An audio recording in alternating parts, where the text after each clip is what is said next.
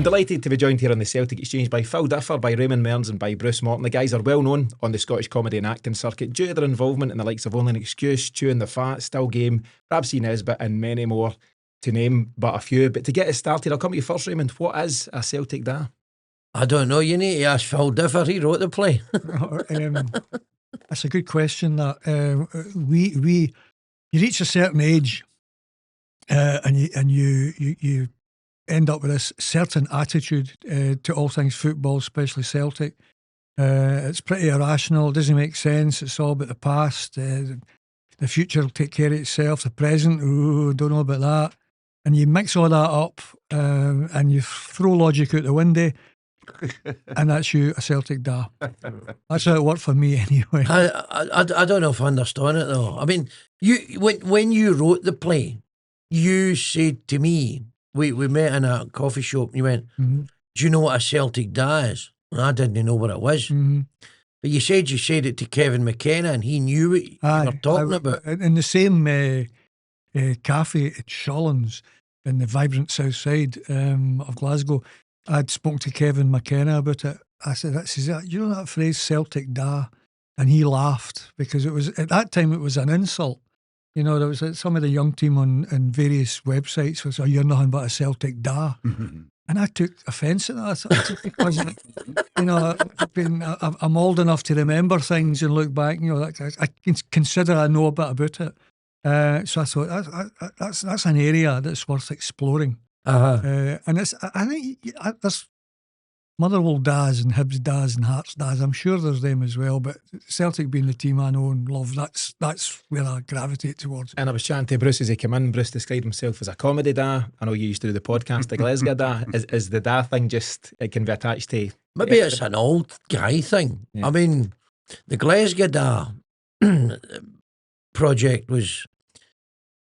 You're just channeling your own Daz. So... Is somebody who's no emotionally available, a Glesga Daz. And you know, you require for your father growing up some guidance, a good role model, and you hope to then you go and you into the world and live your life, and you do it well because if you've had a good father, you know, it's a benefit to you. But my father wasn't like that. He was my old man was. It was hard work, and he never done a day's work in his life. So, what it was with the Glesga Daz was incredible sarcasm. It's definitely a feature of my life growing up. All my dad, my aunties and uncles. The sarcasm was unbelievable. You would say something, and they would cut the legs off you. Whatever you said, you were just destroyed. And I don't know. I think that's a different thing for a Celtic Daz. Bruce, sorry, I'm hogging it here. You want my father, he used to go to games up until basically got married, and it was an expense thing as well. It was like, you know, it wasn't you couldn't just afford to go wherever you wanted to go. But he was a big man in the Charlie Tully era. And then when the thing I always thought my dad was, he was always, when it came to Celtic, protecting. He didn't want to get too carried away or anything in case it went wrong. And even like, you know, Jock Stein and the Lions are heading towards it. I thought, let's not get carried away. You know, 2-1 at Lisbon with a minute to go. Let's just keep the heats here. And he was always a bit like that. And I ended up a bit like that as well. Cautious in my optimism. But then you sort of, you kind of rebel. As a Celtic fan, I kind of rebelled against my father because everybody was rubbish to my father. Everybody wasn't as good as his generation. I think we're all a bit like that. Yeah. The only guy I would consider the modern generation, which shows how old I am, George Connolly, when he came through at Celtic, that was the only guy of that. After that, my father, everybody else was rotten. Nobody else was any good but George Connolly. And I look back now and think that's kind of modern era, but that's ancient era. Folk wondering who Phil, about. You were in this very studio not too long ago, and you're talking about your own kind of Celtic memories of 60s and 70s. and you spoke about a time, I think, in the old jungle, this kind of smoke everywhere and people pissing up the back of your leg, all that kind of stuff. But of a guy being critical of a Celtic number 7 called Jimmy Johnson. Johnson's useless, get him off and all that kind of stuff. Could you imagine how those folks would feel looking at, I don't know, Yang and Michelangelo Balakwisha? No, I know that it was, we are, I don't know, are we more critical now or just we're more impatient? I mean, like, back then, basically if Jinky was having a bad game, they let him know he was having a bad game, and that's all right, you good games, bad games. But I think what fans today won't accept is somebody who's just no good enough. And I think I'm not singling anybody out, but there's few guys there that I don't think are Celtic class, if you like. But that's comparing to what I listen, I'm sure they're bothered what we think about. No, but see, that's evidence that the criticism still exists. Exists back then. Your dad's days, he's described. But it exists now as well. You know, like say Yang and Balagwisha, they've been getting it. For me, I think they could be doing it running the team. But it's just going to be relentless. No, you're winning 4-0 every damn week. The interesting thing about Balakwisha was his crossbar into Maeda, which was an absolute beach. That was that moment. Was just think, this guy maybe does have something. You know, but we're awful for that. You know, the guy comes on 2 touches. Oh, get him to work and all that kind of thing. I wonder if Yang and Balakwisha will be up at Lennoxtown next week and the phone's going, who's Phil Differ? Is a character. But let me bring something back to the Celtic Da and the concept of Celtic Da. I was going to ask a question. Is it an age thing? Do you need to have seen Celtic in the 90s? Do you need to have been born at a certain time? Or is it more a state of mind type thing? I mean, could you be a Celtic Da at 25? I don't know about that. I know somebody in their 30s who was accused of being a Celtic Da, which I thought was quite funny. Wow. Oh, to be 30 again. But he was saying he was getting slagged off, and I think it was his daughter's boyfriend or something like that. I mean, he's 38 or something. He said, you're none but a Celtic Da. And he was like, he says, I was both proud and raging at it, you know. The guy's 38. So what age was your boyfriend? I don't know. 12 or something? No, what are you talking about? It could be 15 or 16. But it's the younger ones are more mature now than they were. No, they're just shite talkers like the rest. Well, he was being Celtic Da was the insult that he used. It's an old C doesn't do it anymore. It's Celtic Da. So he was beeling at that. To be fair, you know. Do you still see it as an insult, or has it become a bit of a badge of honour? I think secretly it's a badge of honour. I think that to me a Celtic Da means you've seen a lot and you've formulated opinions and you're entitled to your opinions. And that, you know, well, I saw the Lions, and all I can say is it's very empowering to be able to say that to folk. Yeah. I always remember a wee paper boy. I lived in Bishop Briggs. This was in the 80s. And he was delivering the papers, and you know, on a Friday they got paid. You know, you get paid, if you're paper boys, you get paid on a Friday, and you get your tip and that. And he's a wee Celtic man. He was talking about it, and he goes, but seriously, I mean, were the Lions really that good? And I'm going, what? You know, but that's to him. When I used to get Fitbit books out of jumble sales, remember you'd get like the 1958 Topical Times, and they all had big shorts and big boots and that. Yeah. They looked ancient, and I think probably the generations now look back on these old photos and think it all looks ancient. To us, it looks perfectly normal. You mentioned there, Phil, having watched the Lions, you're entitled to a certain opinion, but that word entitled, is that something that Celtic Da would label on the young team now? Aye. It's one of the words, isn't it? Entitlement, it's got to cut both ways then. So I used the wrong word. What could I use there? I'm not entitled to. Maybe I'm entitled. I'm just going to stick with that. Aye, if the shoe fits. But no, the thing about the Daz, and you know, we kind of explore this in the play. You know, you do have to recognise that there's another generation, and they're going to support the team in a slightly more, maybe a more vociferous, a more critical, or a more political way, and that they've got a voice as well. You know. What's interesting is that we remember times, for instance, when Celtic finished 5th in the league at the end of the season, and went through a season no winning a trophy, for instance. Mm-hmm. That's incomprehensible to kids, maybe 20s and 20 odds now, who never knew that, never observed that in their life. All they've known is this absolute juggernaut, a team and an organisation, which for so long now, best part of 15, 16 years. One of the lads that does the show with is Miff. He's got two young lads. I think they're maybe around about 6 and 9, something like that. Football mad, Celtic mad. They've never known, generally speaking, Celtic not winning things during that COVID season where we didn't win 10 in a row. They couldn't handle it. They couldn't manage it. And then you look further up to the boys in their late teens, early 20s. Celtic have won 13 out of the last 14 trophies. So they just can't comprehend the Celtic not winning everything. The management, particularly financial management, has been very, very good by and large. And that's why they got all the money in the bank. And it was just occurred to me there, Phil, I wonder if there'll be some people that won't remember Fergus McCann. And I wonder if that's a thing. Or are you pre or post McCann?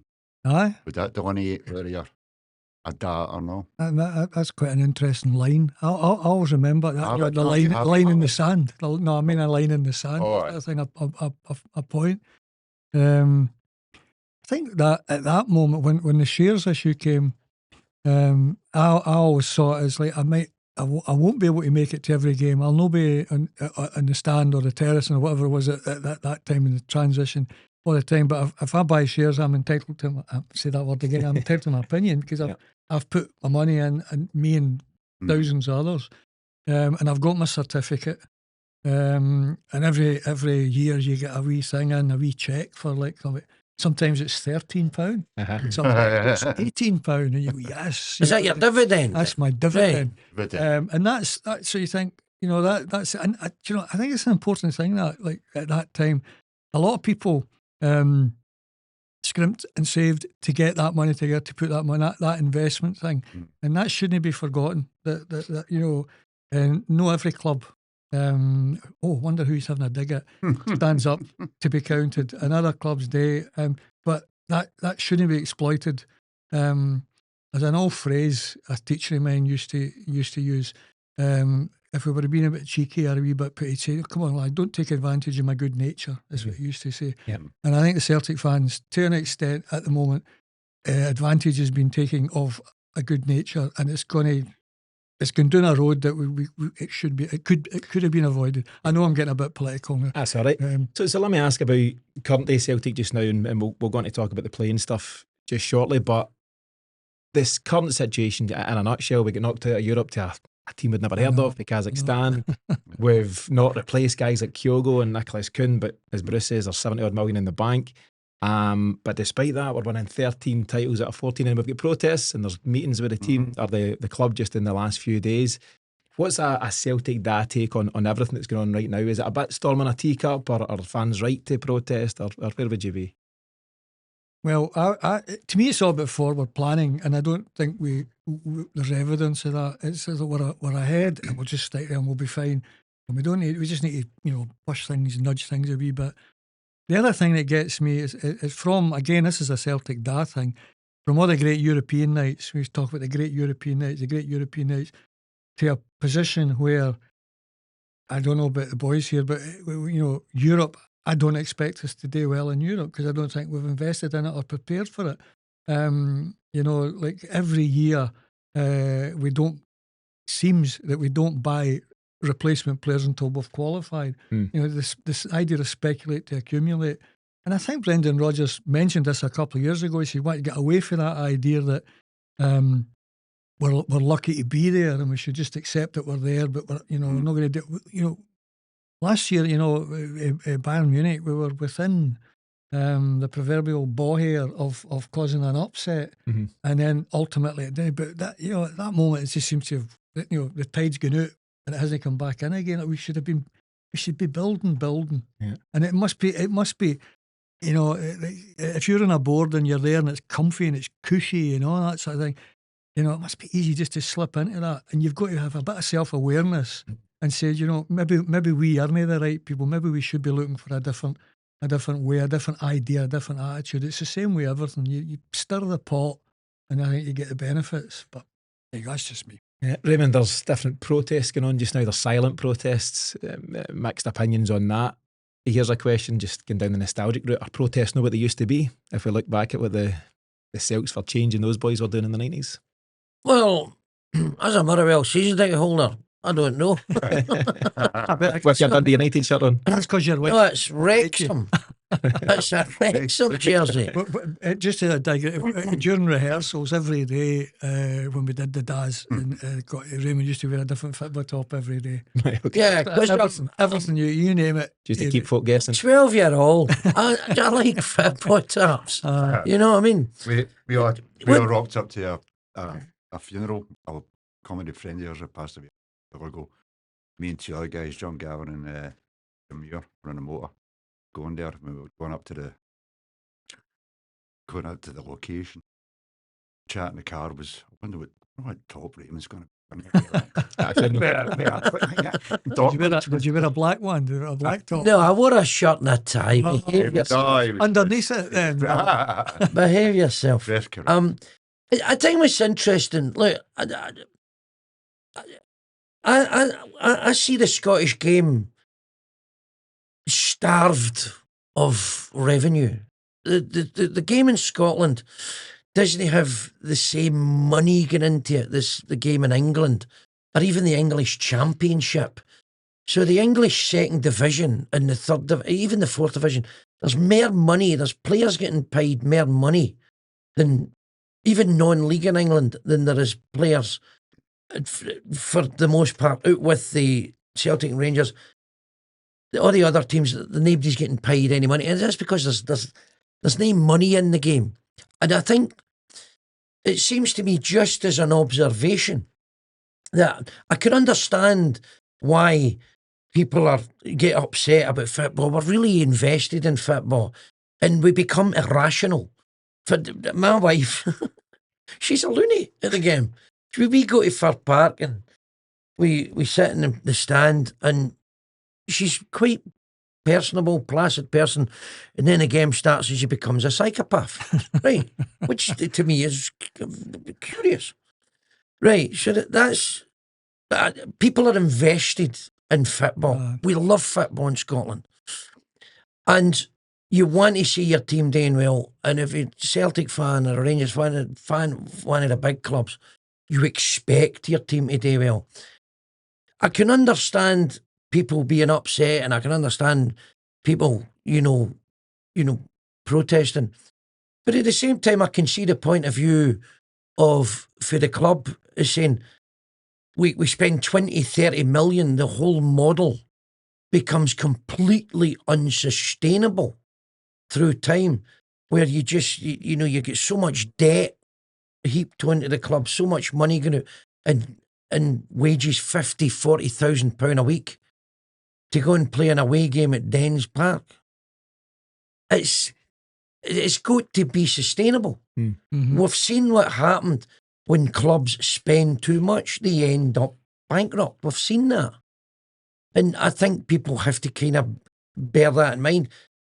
I think all the people. I think most of the complaints, not about the result. I mean, the football could be better. Yes, I think that there needs to be communication. There needs to be talking, and there needs to be a willingness and an openness.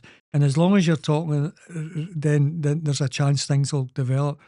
But I just think there's an arrogance exuding from the board, which seems to preclude sitting down with the fans, the punters, and discussing it. Well, and this presumes that you can have a logical, a rational conversation discussing things which football supporters become irrational, become emotional. I don't think you can overlay logic to an emotional response to something. It's oil and water. Let me put something to you, right? Let me put something to you. Motherwell, the guy Askew, the manager, Jens Bertolascu, a very nice man. He's getting all applaud for how well they're playing, and they're playing very well, right? It's early yet. How many games have they won this year? About one, Just one out of 7. But they were unbeaten until weekend. Unbeaten, having all that sort of thing, doing great. But if you're not winning, that's when they turn on you. That's when you can be playing the best football in the world, but and you go there and win 1-0, it hits off somebody's arse and goes into go The walk away and win. Look, the expectations are different. The result. The expectations are different. As a Motherwell supporter, sitting watching Motherwell, there's only average attendance 5,500, and it's been like that since the turn of the millennium. So you've got. Do you think 60,000 at Celtic Park? No, it's a really good point. I mean, you as you say, Motherwell 5,000. There's games there when you see it in the telly and the stand shut because and Kilmarnock's the same, they shut a stand.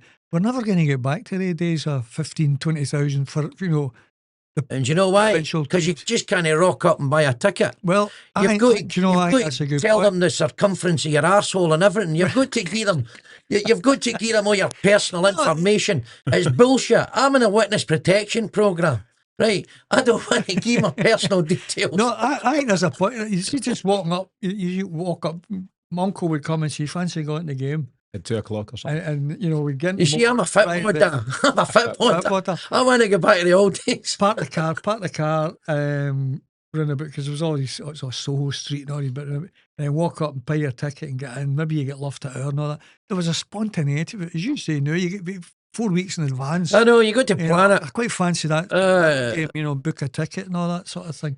So again, that's us lapsing into the good old days. Well, that in itself is the next question. Is nostalgia, I'll come with you, Bruce, is nostalgia a huge part of being a Celtic Daz or a football Daz? Oh, well, it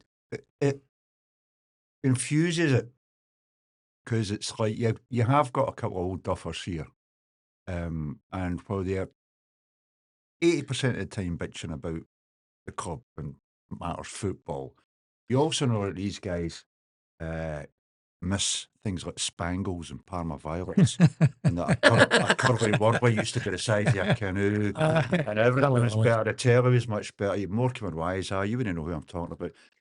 All of that, it was all better. Absolutely. And then you suddenly find that actually you go to the stadium, the food's actually, back in the old days, you've got there's a line in the Planet about when all the food tasted like cardboard or something. You could taste cardboard after rolls. Aye. a rolling cheese out of cardboard. They would open up the roll to see what was in them, and they'd go through them all with their big nicotine bonds. And then as you ate them, you could taste the box off the cardboard. But we never thought in that. So nostalgia's definitely a part of it. And in this play, these two characters have known each other for a long, long time. Pat and Danny, is that the characters? Yeah, Pat and Danny. And while the personalities are different, they're good mates, and they always have been, and take a lot to shake that. And one of the main, they've got 2 points of currency, I would say. One is a shared past, right? Their past as pals, and the other is football. Yep. That's the other currency. What they like to talk about most of all, apart from bitching about their wife. Right? Aye, and the point about the insanity of it all. In some ways, like the whole world's mad, but for that 90 minutes on the Saturday, there was a sense to it. I actually see the moment just before kick-off. I just used to love that moment, because the game's about to start. It's not started yet.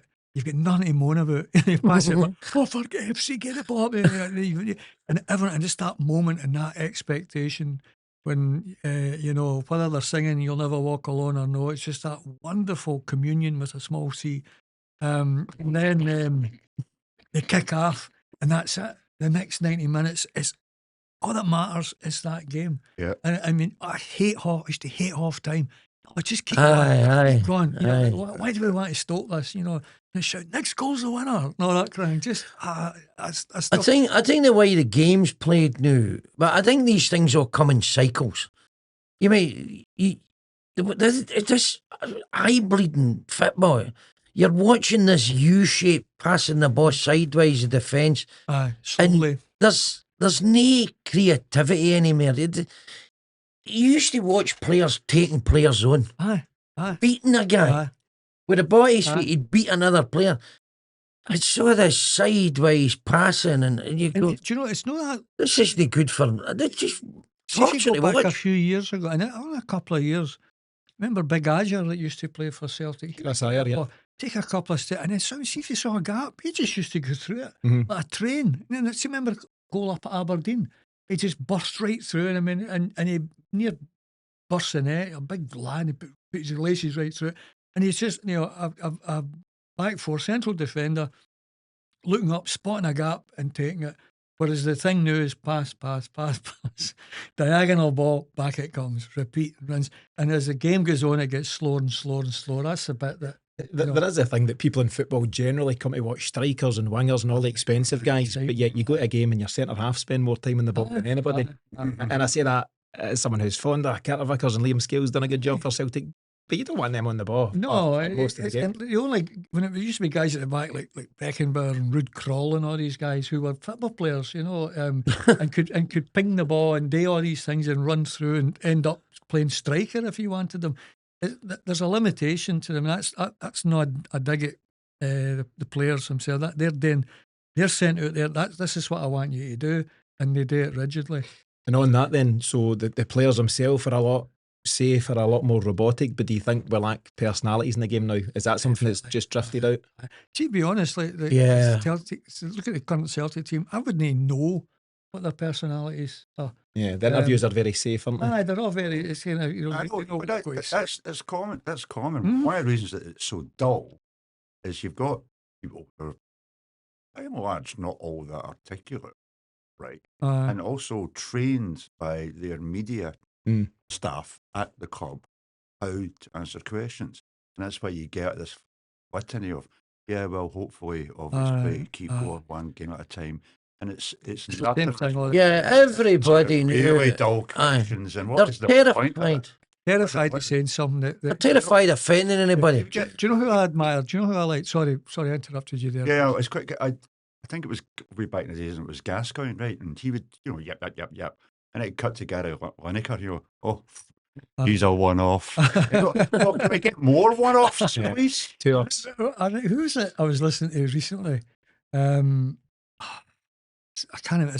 Recently was talking about Nakamura, and it's a player, an ex-player, and he said that Nakamura could speak pretty good English, but he just decided, don't fancy it. So the image was, no point asking Naka, he doesn't understand, does he speak it? And he never had any to do any interviews or anything like that. Yeah. So he just likes, I can't be bothered with that. You know? But Bruce is right, though. They're all from the age of like maybe 15, 16 when these lads sign for their senior clubs. They're media trained. That's one of the, they're football trained, but they're also media trained at the same time. And it's, don't say anything stupid, don't taunt your rival, don't swear, just go on and say, it's a game of two halves, we'll keep working, blah, blah, blah. It gets dull. I watched some of the, when it was the last season, it was Celtic's big party thing up at Hydro, and Des Clark was comparing it.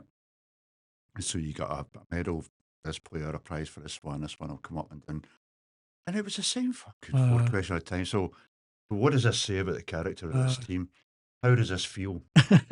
How proud are you of this season? And what does this say about the season of the character of the pride? And it was the same. And every fucking player came up and I felt sorry for Des, but I'm sure he was, because Des is good, right? Des has that in his locker, though. He's good. Des is a safe pair of hands. That's why he gets all these gigs. It's dull. It's dull. That's what people want. I mean, I would do cruise ship gigs back in the day, and you were basically said, look, do what you want. I don't care if you're not funny. Just don't offend anybody. Just don't offend anybody. I remember, I hate to bring his name into the conference. I remember many years ago up at the BBC, before live television was on all the time, Ringmain, the game came into BBC, and in my office I could switch the channel and watch the game coming in live. And it was a Rangers game, sorry about that. And they were interviewing Ali McCoist after the game. And they said, what do you think? And it was all the cliches and all that. And they'd beaten Moscow Dynamo 2-0 or 1-0. He said, how do you think next leg will go? And he says it was a stock answer he gave about, just need to be careful or good in the break, blah, blah, blah, blah, blah. And then thanks very much, and they cut. And McCoy said to the guy in the interview, I think it was Barry Davis actually, he says, he says, I'd just love to say, I will horse him and I'll score for it. He says, and I can't say, and he actually admitted that that's the way he felt. He went the game, I'm going to score a couple here, get it right up, that's the thing. You would love to see that. You would love to see that. Get it fucking roundies. You know what I mean? But then they all lose their mind. You get wee hints of it with like Andy Robertson. You know what I mean? Mind that when he did the battle with Suarez and all that, and the guy on the field saying, so, that was quite tasty and that. How do you think that went? And Robertson just goes, who's gone to the final? Even like you said there, so I've seen Des Clark do his thing. I was at that Hydro event and he is good. He is dead safe, and you said there, Raymond, but that's who people want. Maybe the people behind the scenes want that. See, if you're in the audience, you want somebody who's going to show a wee bit of passion, a wee bit. Remember, I know it's going back a bit now, Kevin Keegan's interview. I'd love it if we beat him. He just lost a Rick. But it was just pure raw emotion. Yeah. And that's what folks can buy into. We just don't see any of that now. I think you kind of admire people that have the courage or the honesty just to throw that out the window. But probably there's a wee voice. Every time you go to say the truth, there's a wee voice in your head says, "No, don't. It's not worth it. Really, is it worth it?" Or a PR person going, or a PR person. That's enough, guys. Yeah. And no more questions. Remember Emil, Jim Trainer? Remember the Rangers of some guy getting interviewed and he just came in and basically stopped the interview. Just put the brakes on it. And that's it. Yeah. Sorry, boys, you're out. People want to see that raw emotion, that passion. Let's get to the play, Phil. So Celtic Daz, new play by Phil Differ. How did the whole thing first come to be? I go back to the conversation with Kevin McKenna sitting in Spill the Beans in Shawlands, and it was, at the end of it, I said, that phrase, and we had a laugh about it, and it's quite good. And with me, what usually happens is I get an idea and I sit in it for about a year or longer, going over it, go, what am I trying to say with it, what am I trying to do with it? And I'm not just saying this because the boys are sitting here, but I always had Raymond and Bruce in mind for these two characters because their personalities are very different and because they're very good comedians and actors. So I got them up to the thing and I ran it past them, and I think you bought into it right, or you got what it was about right away. Dead keen.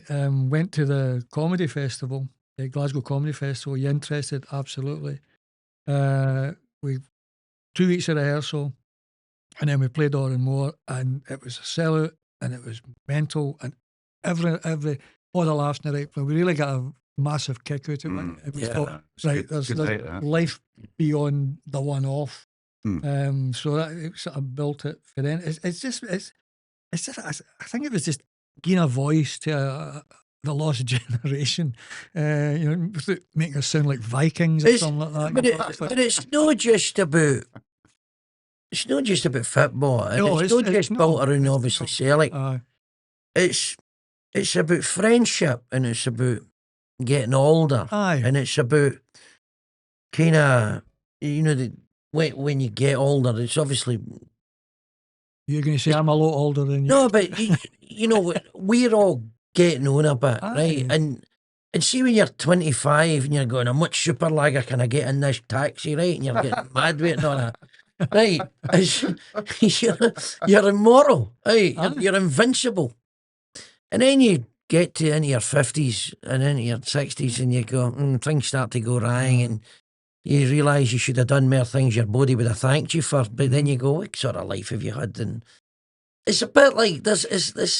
It's amazing in that it explores all that sort of thing. There's as comedians, there's we love getting laughs and we respond to that, but we also there's also a bit of us that we love it when we touch souls in it. It's a wee bit different. Absolutely, 100%. I think we do that. I think the performances there's a lot of pace. It's a love story, really. A couple of pals, and you get to a certain stage where you're looking back, and it's easier that than looking ahead. I've seen you elsewhere, Phil, describe it as shamelessly nostalgic, and is it much more than just a football play?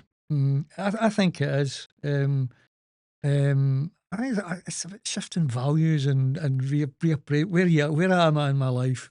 at the moment. And looking back, as I say, you're a wee bit feared about looking forward, but you still go on. There's still that hail thing, you know. It's also I think it's a wee bit distinct because there's lots and lots of Celtic plays around, right?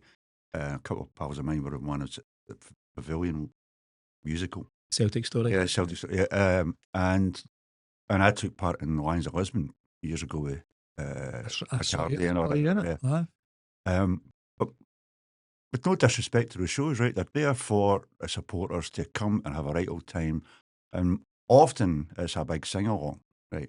Celtic Daz is not that. No. It's not a sing-along. No way. It's crammed with joke, crammed with fine moments. God bless Phil. Yeah. But it's not a grand old take. Because once you start, you can't get out of shut up. So you might as well start first. No, we had a long discussion of it. Let's not a song. You see, we can't, because if once that, you know, and everybody once they start, I know. They're away. I know, 67. We're waiting for the next line. You know, we've done the feed line, and then there's a song, and we're waiting for the punchline. We'll start to get in there. So it's a different flavour for those shows. And again, I say no disrespect to them. What about the characters then? Pat and Danny, I don't know who's who, but apologies, but do you see bits of yourself in these guys, the two of you? Absolutely. Phil wrote it kind of with us in mind, I suppose. Mm-hmm. So Phil sees things in us that we didn't even see, that we're not really aware of. There's a kind of there's a kind of childlike quality in what I do, that despite the fact I'm banging nearly 60, I still, in my head, I'm fucking 10-year-old. And what was interesting, when we did the play live, Bruce is this incredible. It's an amazing thing for an actor to have. You've got a wonderful stillness and a poise, absolutely, which is very powerful and draws people toward you. It draws. What was amazing about that? Because I never thought I had any real physical chops as an actor. I thought I was maybe a still actor like that as well. Clearly not. I mean, it was a joy to do it. It's incredible the way, and we never even saw it until we did it. Mm-hmm. We'd been rehearsing for a couple of weeks, and this sort of thing happened live on stage, which was a joy. It was an absolute joy. And if you look at the image of the boys, that's him on stage. The clothes tell you the characters. Where Raymond's character, Danny's not grown up yet, basically. It's like a great Tim Spanner. And I mean, and then that's Raymond's costume was designed by Raymond, you know. Mr. Models on clothing. Mr. Teasy Weezy, Mr. Raymond, he come up, and then Bruce came in with that on, and again we talked about this, about the age, and these guys are actually meant to be roughly the same age, but they, you know, the poise and the attitude. Bruce's character looks older than him because he's still behaving like a teenager, and Bruce is a grown up, basically, you know. When you're writing it, Phil, do you have these two gentlemen in mind absolutely for it? Oh, aye, absolutely. That always, because I've gigged many times with these guys, and I've worked with Bruce. We've done a couple of plays together. We did a thing called Braveheart, sorry. And then we did the Small Shop, which you also directed, and that was it. Who's Afraid of the Big Barrel? Who's Afraid of the Big Barrel? God, I forgot that was. We did that in Berlin, and other prisons. That was our prison tour. Johnny Cash, Folsom Prison. But no, so I was aware of that, and I was also aware of the tremendous energy that Raymond brings, and that there was a contrast and not a conflict, a contrast. And it worked as well, perfectly, as I thought. I knew it would.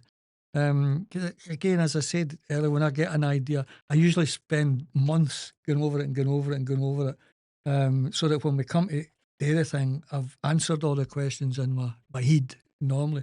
And if there's still more questions, we'll deal with them. So it was always the boys in mind. That was who I saw as the perfect Pat and Danny. And just in terms of the roles, did you both find it easy to get into character? And also, it kind of leads me into another question. Do you see yourself first and foremost as comedians or actors, or do they blend into each other? What's your take on that?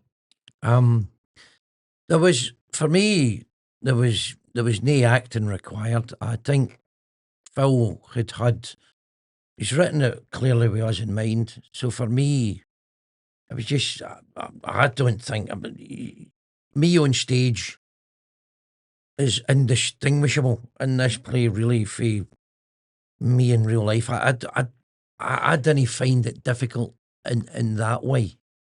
So it's just learning the lines, really. Well, I think you're doing yourself down. I think it was very much a performance that you gave.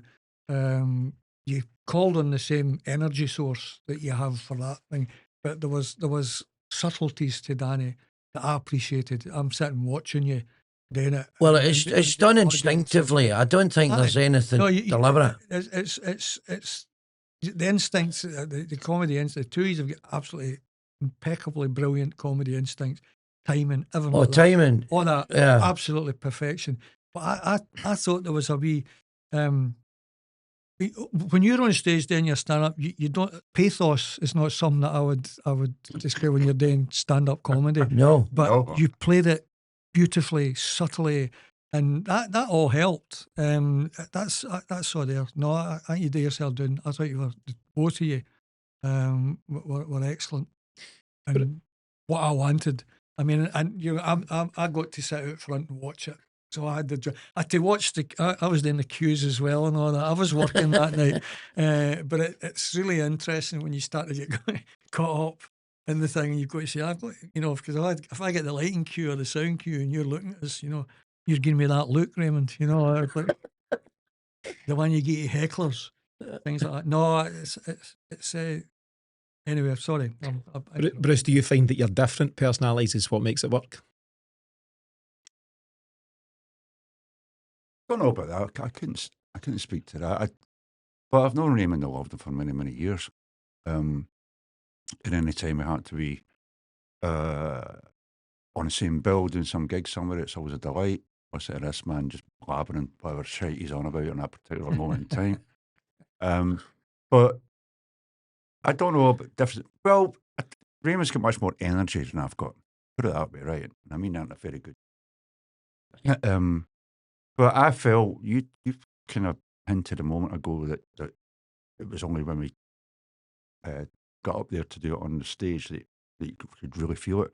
But I could feel the kind of relationship, the understanding growing in those last 3 or 4 days of rehearsals. I could feel it. I was going home saying, "This is going to be all right. This is going to be good. We know the lines, standing up, walking about, and all that.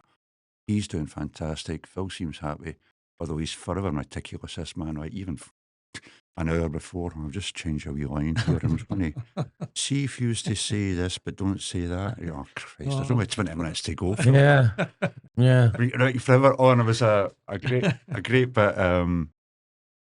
I can give this away. It's not a spoiler, right? But this is how meticulous he is, right? So Raymond and I are sitting like this, like you and me, right? And Phil's down at the end of the table, right? With his notebook and his furrowed brow and all this biscuit. So we're doing a bit, and it was a sort of list of great players, right? Scottish players. And it was a sort of, so you'd name the one, and then we'd do a kind of shape, didn't we, for Dalgleish and for Jinky and all this and that. And there was one where it was for Dennis Law, right?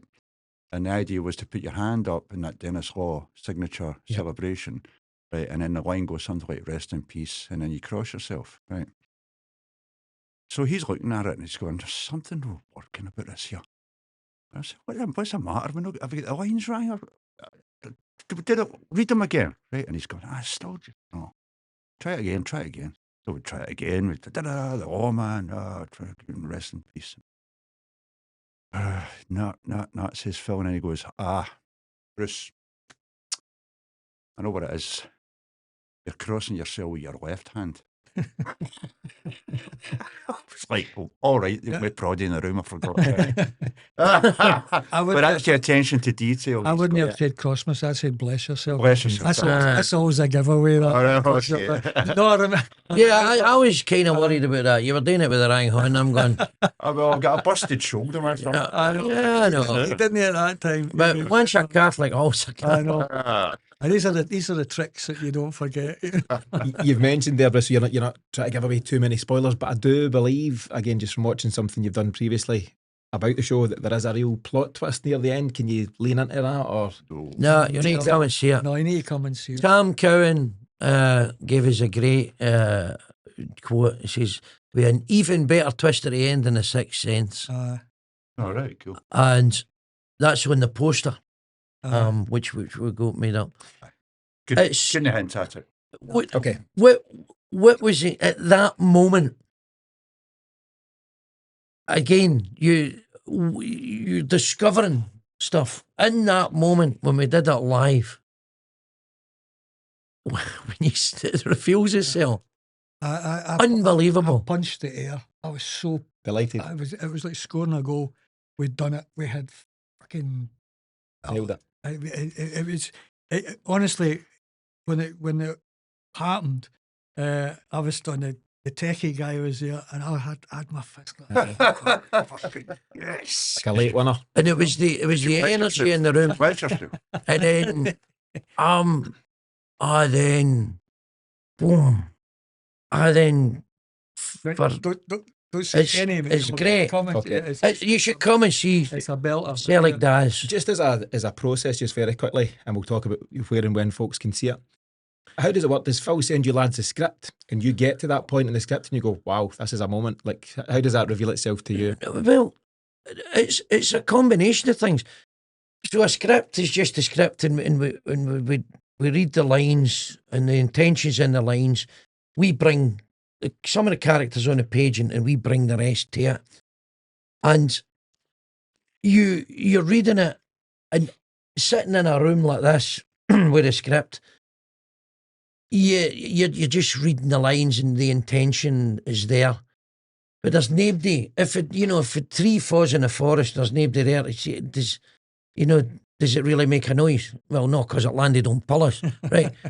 So that's the idea, right? It's pretty technical, isn't it? Aye. See, the thing is like we read the whole thing, and there was maybe a couple of titters and laughs and Yeah. And at the end of it, because that's what we do for a living, we all go, we're all playing, that'll work. It's like Jockstein said about football. Without a crowd, Aye, it's nothing. Mm-hmm. And this play,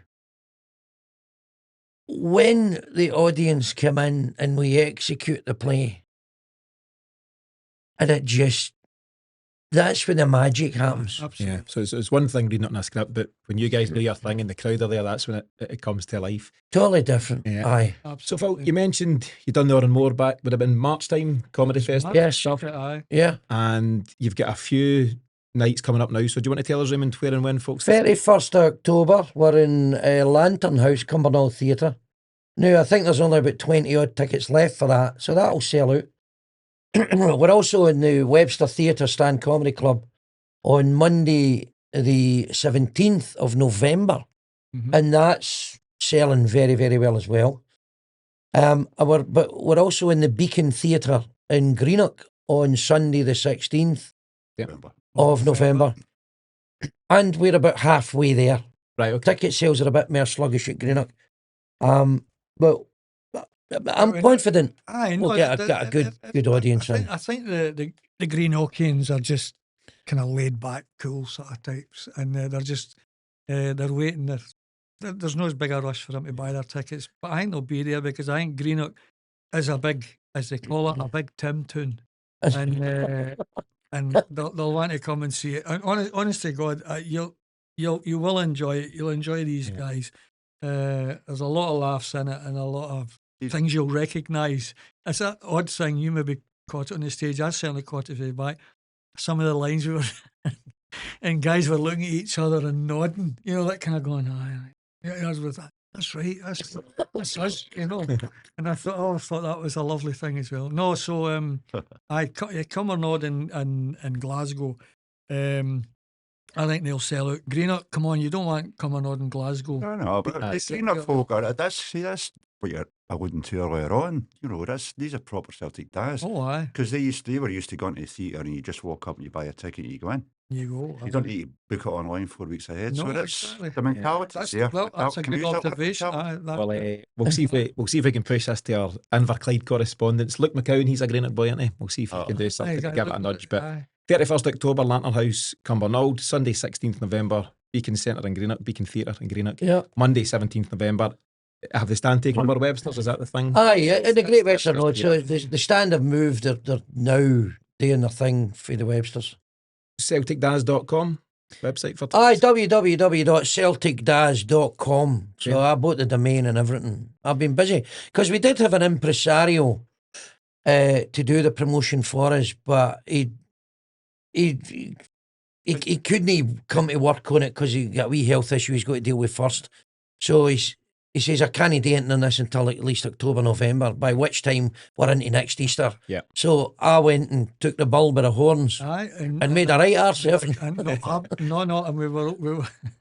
we filmed some trails over at Celtic Park. We did. And so while they were filming, I was waiting in case the man came. He said, can I film here? Tap at the shoulder. But it was all right. I don't know whether they felt sorry for us, but nobody bothered us. And Raymond's done a hell of a lot of work. Okay, so what we'll do is we'll share those clips across our socials. We'll certainly get the website out there in the show notes for this one, so www.celticdaz.com. Last question, Phil, what's your hopes? So we've got a few nights to look forward to, end of this month into November. What's the hopes for the play? Are you hoping it can come back semi-permanent somewhere? That was always the plan. We wanted to sort of get it to a point where we could do a right good tour.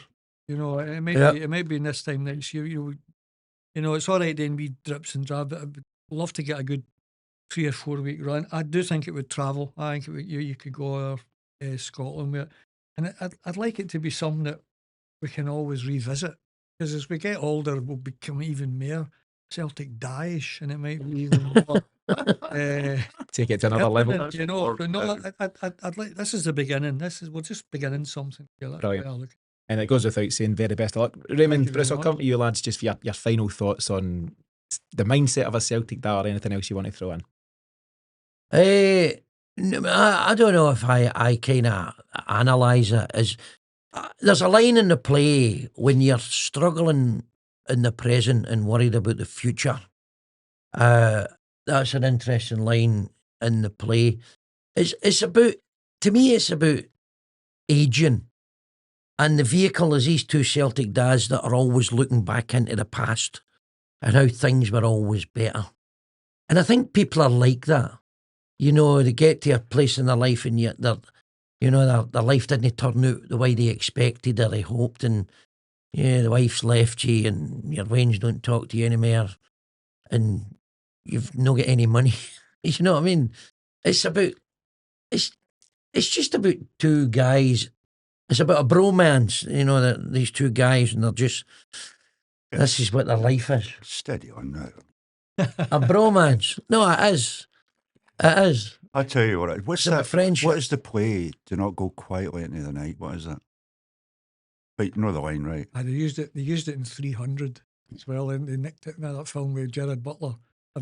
Can't say I've watched Spartans. it. But anyway, don't go quietly at the night because you're getting older. So I would say, what would I say about it? 2 Celtic Daz and that. Yeah, keep whining, keep muttering, keep moaning, but try to be a wee bit optimistic now and again. Yeah, keep moaning, but have a wee bit of fun with it at the same time. So as mentioned, 31st October, Lantern House, Cumbernauld. Sunday, 16th November, Beacon Theatre, Greenock. Monday, 17th November, The Stand at Webster's Theatre. Huge thanks to Phil, to Raymond and to Bruce joining us via CelticDaz.com. Thanks for having us. Brilliant. Thank you.